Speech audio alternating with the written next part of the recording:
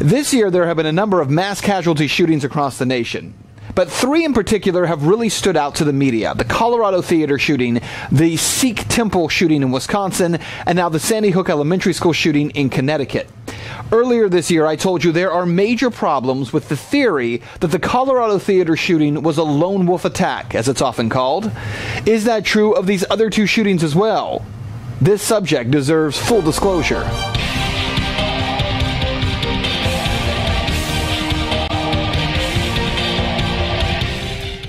It was Friday, July 20th, 2012. Police in Aurora, Colorado say 24-year-old James Holmes walked into a theater during the premiere of the Batman movie The Dark Knight Rises.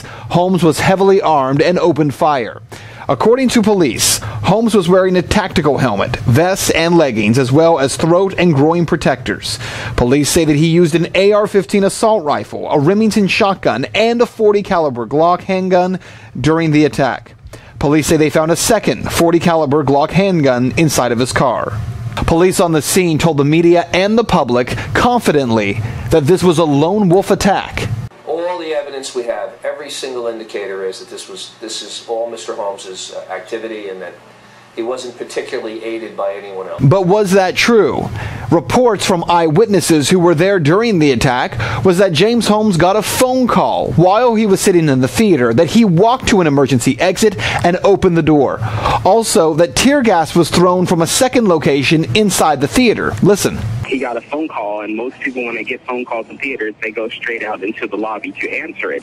This person went directly to the emergency exit. He had his foot propped open by the door, and from the crack, it looked like he was signaling somebody or looking for somebody to come his way. As I was sitting down to get my seat, I noticed that a person came up to the front row, to the front right, sat down, and as credits were going, I noticed it seemed like he got a phone call.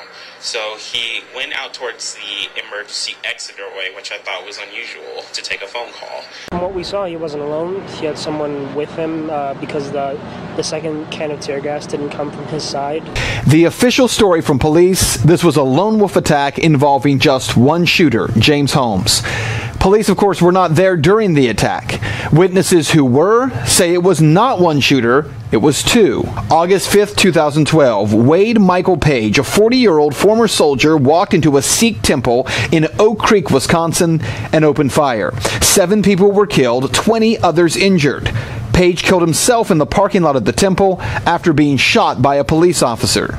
This, too, was a lone wolf attack, that according to police on the scene shortly after the attack happened. But again, in this case, according to eyewitnesses, that was not the case.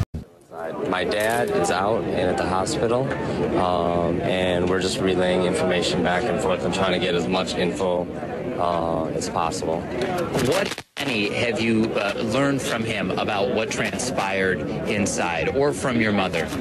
So the most I can learn, or the most I know as of now, is that there are multiple shooters. There's multiple people. It was a very well coordinated thing. It wasn't haphazard, and I think that's why police and everybody are taking the proper, protocol to get the situation under control. We have our temple service every Sunday. Starts around 10:30, and usually goes in the afternoon. And around between 10 and 10:30, 4 white males who were dressed darkly, dressed in all black clothing, came in and opened fire on our congregation. In that case, witnesses said at least 4 people had opened fire, and it was not simply one lunatic. They were 4 well-trained people who seemed to know what they were doing and had a plan. Sandy Hook Elementary in Newtown, Connecticut comes under attack. As you know, 20 young children were killed along with 6 adults. The 7th adult, the reported shooter, 20-year-old Adam Lanza, who died of a self-inflicted gunshot wound to the head. And again, police on the scene telling us this was the work of a lone wolf. That is what police have said. But again, there is evidence beginning to emerge that I have reports that the teacher saw 2 shadows running past the building, past the gym, which would be rear base, near shooting.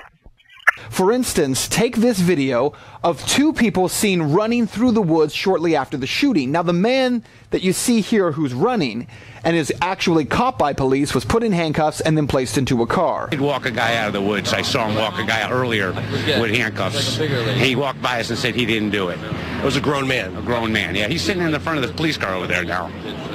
So, I mean... He didn't have a gun? No, I didn't see any gun. Just had him handcuffed. And he walked by us and looked into parents' eyes and said, I didn't do it. How was he dressed? Camo pants with a dark jacket.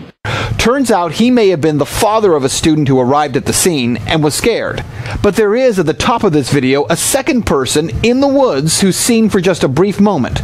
No report as to who this person actually was. So what you need to know here is that in all three of these cases, there isn't just wild speculation that maybe there was more than one shooter.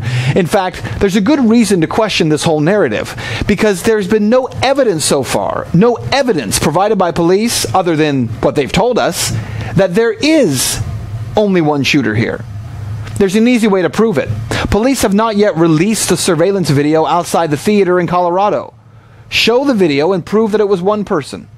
Just as they have not released the video outside of Sandy Hook. Again, show the surveillance video, prove it was one person.